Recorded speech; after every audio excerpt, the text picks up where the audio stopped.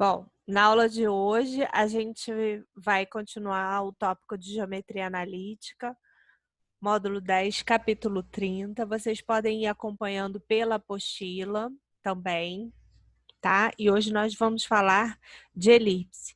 Vamos ver a equação de elipse e fazer alguns exercícios.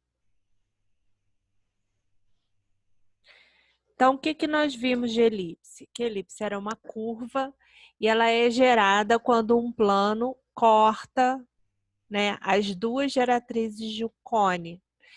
Todas as cônicas, elas são formadas a partir de seções no cone, ou seja, a partir de um corte de um plano no cone. Por isso que elas são chamadas de cônicas, que elas são derivadas de uma seção do cone. Então, quando a gente faz uma seção, um corte, com um plano inclinado, cortando as duas geratrizes do cone, e esse plano ele não é paralelo à base do cone, a gente tem aqui uma elipse.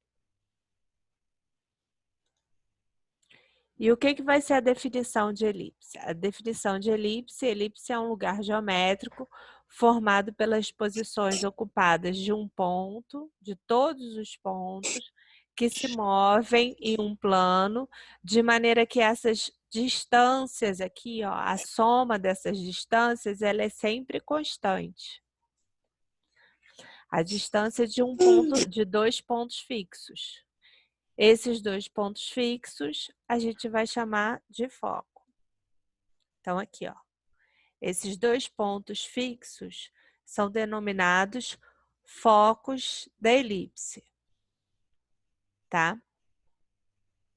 E todos os pontos que estão em volta dessa curva, onde a soma das distâncias desse ponto aos focos é constante, é chamado de elipse. Os elementos de uma elipse. Então, a reta que passa pelo foco é chamado de eixo focal. Então, essa reta aqui que passa pelos focos, que neste caso aqui é o eixo X, é chamado de eixo focal. O eixo focal intercepta a elipse em dois pontos, chamados de A1 e A2, e eles são denominados vértices. Então, esses pontos aqui mais extremos da elipse é o A1, A2. Eles têm coordenadas A0 e menos A0. Aqui, ó. São chamados de vértices. O ponto sobre o eixo focal equidistante a D dos focos é denominado de centro. Então, aqui nós temos o centro da elipse. Temos os focos e o centro. A reta que passa pelo centro e é perpendicular ao eixo focal, ela é denominada eixo normal. Aqui. E no eixo normal, nós temos esses outros dois pontos aqui, que são chamados de B1 e B2. E a distância entre B1 e B2 é chamada de eixo menor. A distância entre A1 e A2 é chamada de eixo maior. Então, eu vou marcar aqui para vocês.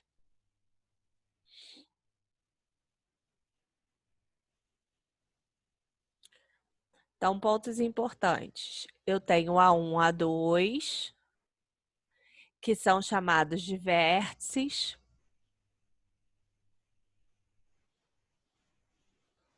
E eles têm coordenada aqui, ó, menos A0 e A0. A distância entre os vértices é 2A.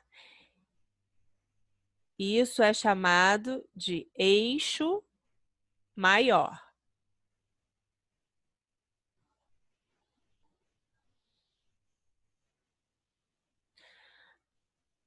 Aí nós temos esse eixo aqui, que é o eixo focal, porque passa pelos focos.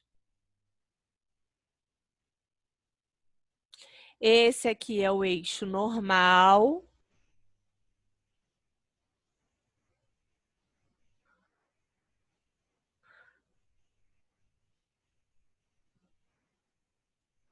Eixo normal. E essa distância aqui, ó, é chamada de eixo menor. E ela nós indicamos como sendo 2B, eixo menor.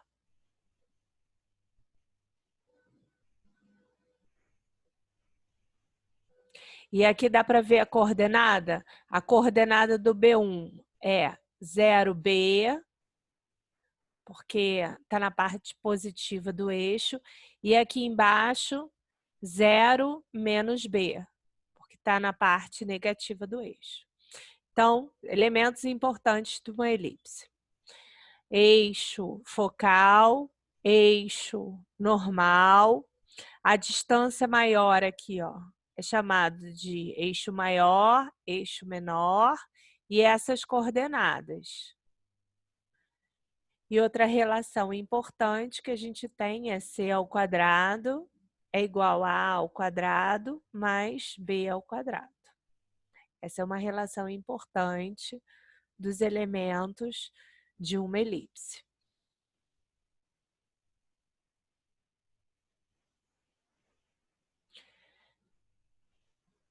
Estou apertando aqui em cima, gente, porque são alunos que estão chegando agora e eu tenho que admitir, tá?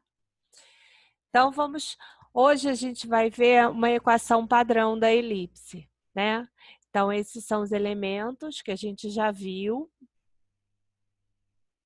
Os focos,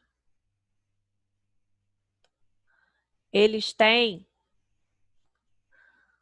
coordenadas menos C, F1, tem coordenadas menos C, 0, e F2 tem coordenadas C, 0.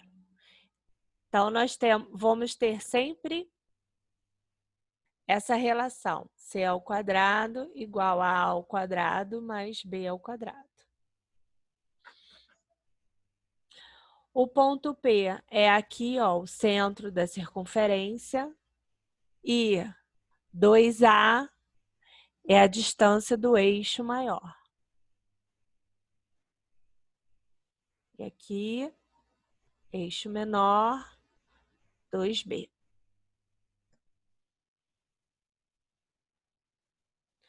Equação cartesiana da elipse. A equação da elipse vai ter sempre este formato. E quem é o A e quem é o B? 2A é a distância entre o A1 e A2. Então, A vai ser a metade dessa distância. 2B é o eixo menor. Então, qual vai ser o B? B vai ser a metade da distância do eixo menor. E A vai ser a metade da distância do eixo maior. E aí, assim, a gente forma a equação cartesiana da elipse. Aqui eu botei uma letra errada, é equação cartesiana da elipse. E se a elipse, ao invés de ter o eixo maior no eixo X, ela vai ter o eixo maior no eixo Y? Então, ela vai ficar desenhada desta forma. Vou voltar lá, ó. Aqui, ó. Desse exemplo, a elipse, ela está com seu eixo maior no eixo focal, no eixo Y. Mas a gente pode ter assim.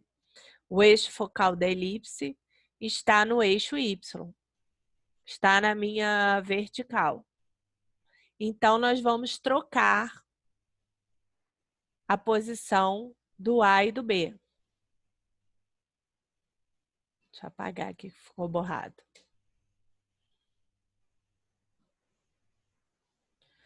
Nós vamos trocar. Então, a minha equação vai ter da forma x ao quadrado sobre B2 mais y ao quadrado sobre A2. E aí, eu vou ter meu eixo maior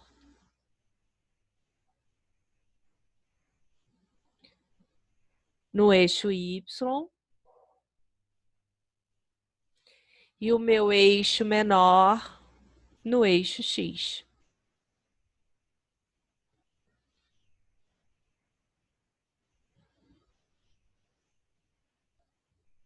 Então, vamos ver um exemplo numérico. Ah, esse daqui já é um outro exemplo. Estou comparando os dois, ó. Se eu tiver a elipse no eixo X com o eixo maior, e se eu tiver elipse no eixo Y com o eixo maior. Então, eu posso ter esses dois casos. Aí alguém pode perguntar assim, professora, você não vai ter o inclinado? Não, né? Seria no caso assim. Não, a gente não vai ter isso. A gente só vai ter assim, ó, a elipse com o eixo maior paralelo ao X ou a elipse com o eixo maior paralelo ao Y. E aí a gente vai ter as duas equações. E o que vai trocar? O que vai trocar vai ser aqui embaixo, ó. O A e o B. Vamos ver um exemplo. Nesse exemplo, determine a equação reduzida, que é essa, da elipse com os focos no eixo do X. Se eu estou dizendo que os focos estão no eixo do X, eu já sei que a minha elipse vai ter que ter essa forma. x2 sobre A2 mais y2 sobre B2 igual a 1. Então, eu só tenho que descobrir quem é o A e quem é o B. Eu sei que o eixo maior mede 12 e o eixo menor mede 8. Então, se o eixo maior mede 12, então 2A é 12. O A vai ser metade, é 6. Se o eixo menor mede 8, então 2B mede 8. Então, B igual a 4. Então, eu já tenho o valor de A e já tenho o valor de B. Então, eu vou colocar aqui na minha fórmula. Ó, x ao quadrado sobre A ao quadrado, que é 6 ao quadrado, 36. Y ao quadrado igual a B ao quadrado. B ao quadrado é 16. Então, essa, tá faltando um aqui, é a minha equação reduzida da elipse. Essa é a equação reduzida da elipse. Mas como que eu poderia desenhar essa elipse? Vocês estão vendo aqui a elipse, não é? Então, como que eu vou desenhar essa elipse? Eu vou achar esses pontos aqui.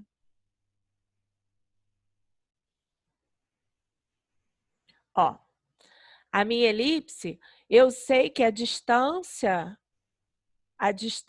entre a 1 e a 2 é 12. E o A1 e o A2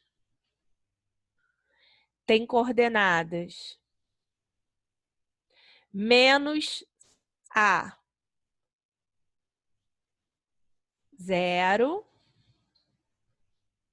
e A 0.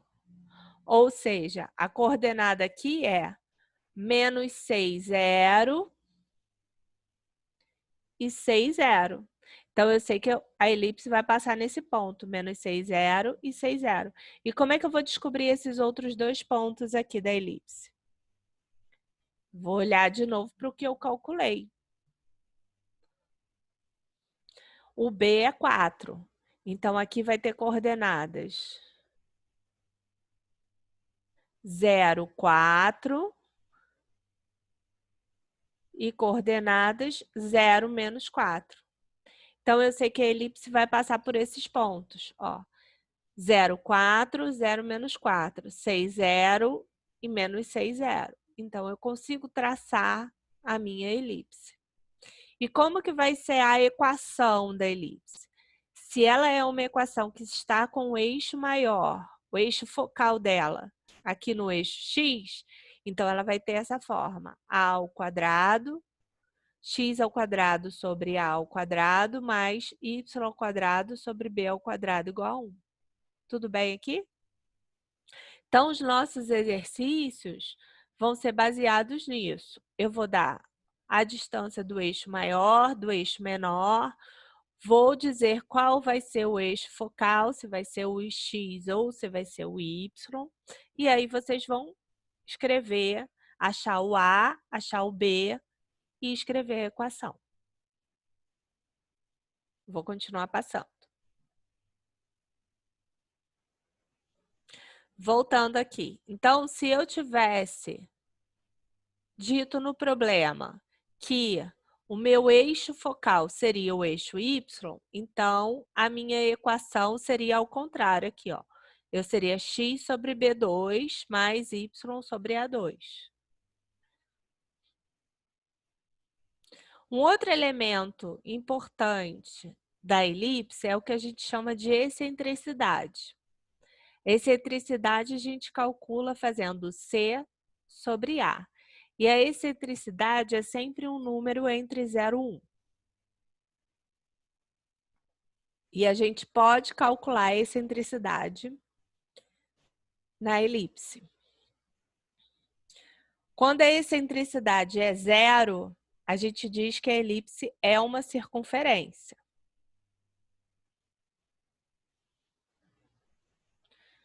Uma curiosidade. O alemão Johannes Kepler, ele realizou contribuições em diversas áreas do conhecimento, como a matemática e a astronomia. Nos seus estudos sobre o movimento dos planetas, o Kepler formulou 3 leis, que são conhecidas na física como as leis de Kepler. E elas são consideradas um marco na astronomia, porque elas foram criadas no século XV, mas elas são usadas até hoje para descrever a trajetória dos planetas.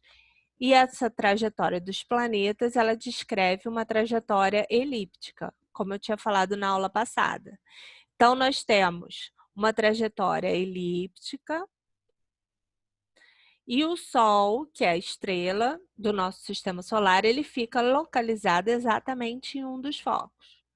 E aí, essa é uma das leis do Kepler, né? Que a trajetória do planeta é de forma elíptica e não de forma circular, como pensava o Galileu e o Copérnico. A outra propriedade é que quando o planeta se aproxima na trajetória da estrela, ou seja, do Sol, a sua velocidade aumenta. E quando ele se distancia do Sol, a sua velocidade diminui.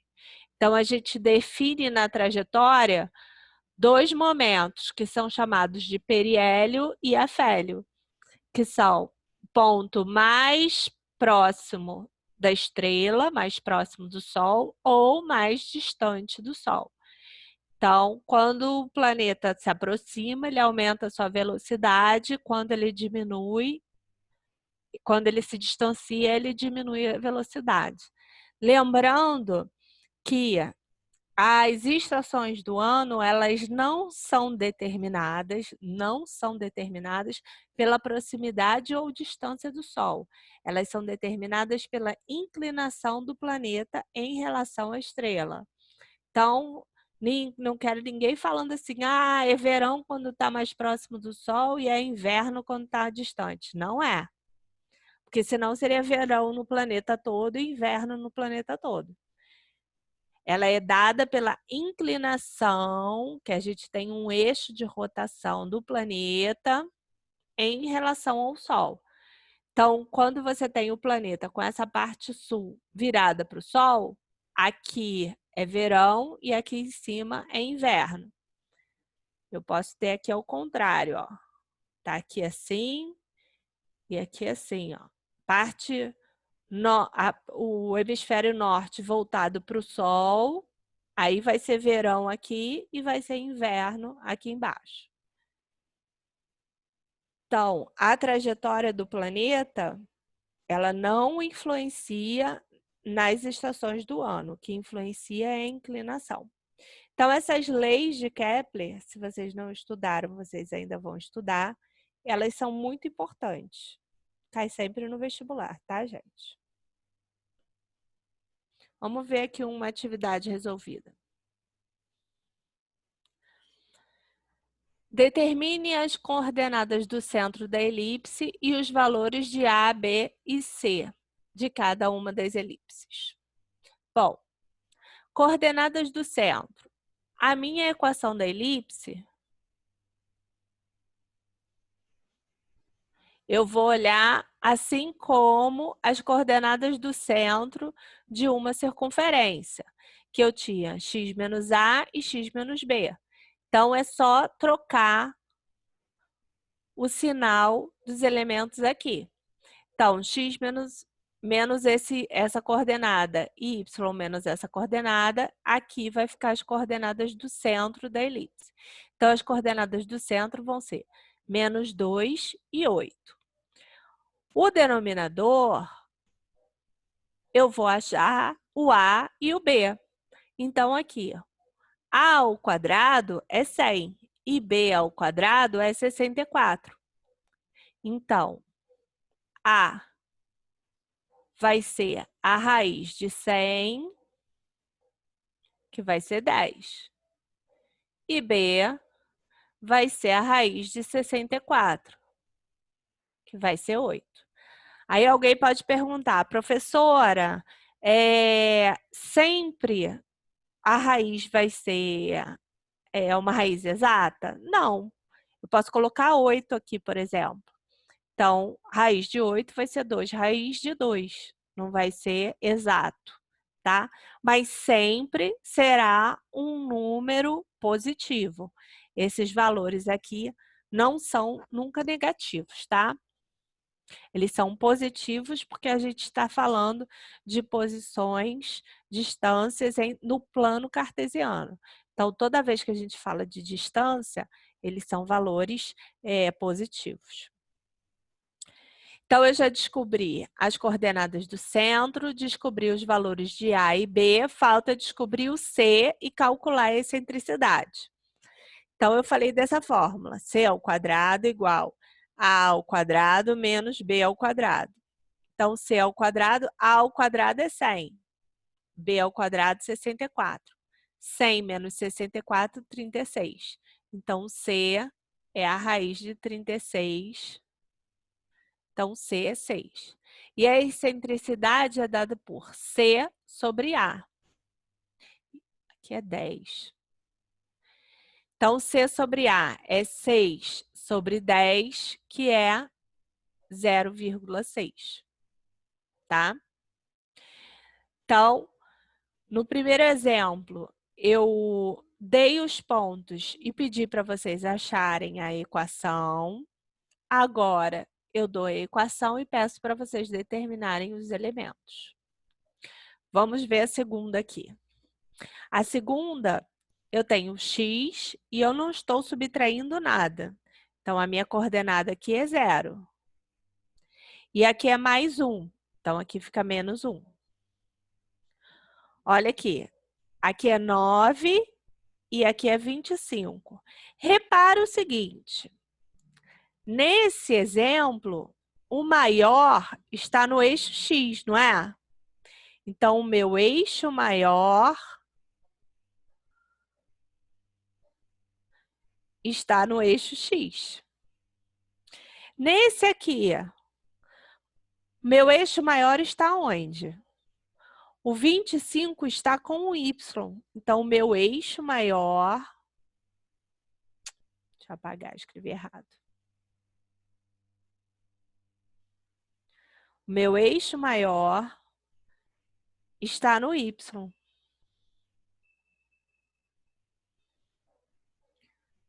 Então, nesse caso aqui, a minha elipse vai ter essa forma, com o meu eixo maior no eixo x. E neste caso, a minha elipse vai ter este formato, porque o meu eixo maior vai estar no eixo y, tá? Aqui, ó, se o A é 10, aqui, o A é 20, o A ao quadrado é 25, então o A é 5. Se o b ao quadrado é 9, o b é 3. E a gente pode calcular o c. C ao quadrado igual a ao quadrado menos b ao quadrado. Então, eu vou calcular aqui, ó, o c dá 4. A excentricidade é C sobre A, que está errado. Excentricidade é 5, 4 sobre 5.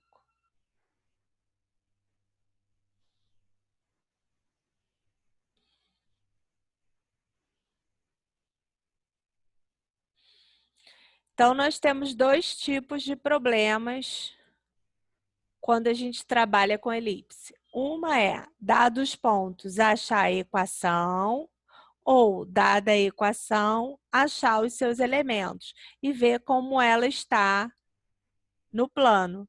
Se o seu eixo maior é o eixo X, se o seu eixo maior é o eixo Y.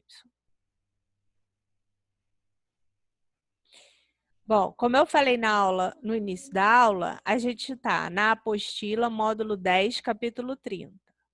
Eu vou pedir para que vocês façam só 2 exercícios, mas eles são exercícios com contas, como essas contas que a gente fez agora.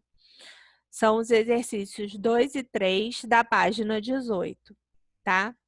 No exercício tem uma malha, eu acho que na apostila de vocês também tem uma malha para desenhar a elipse.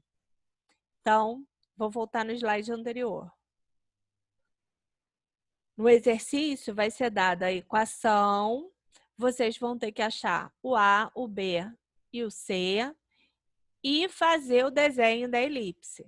Eu acho que na apostila de vocês tem a malha. E aí eu vou colocar depois a correção desses exercícios na plataforma para vocês corrigirem. O exercício não é para me entregar, é um exercício de fixação para fazer e a gente vai corrigir. E eu vou colocar a correção, tá?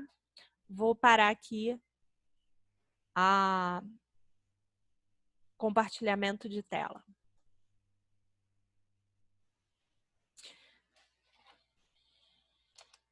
Entendido? Então, elipse. Hoje, a gente vai acabar o estudo de cônicas. Na nossa próxima aula, a gente já vai começar com a matéria do terceiro bimestre, que vai ser números complexos, tá?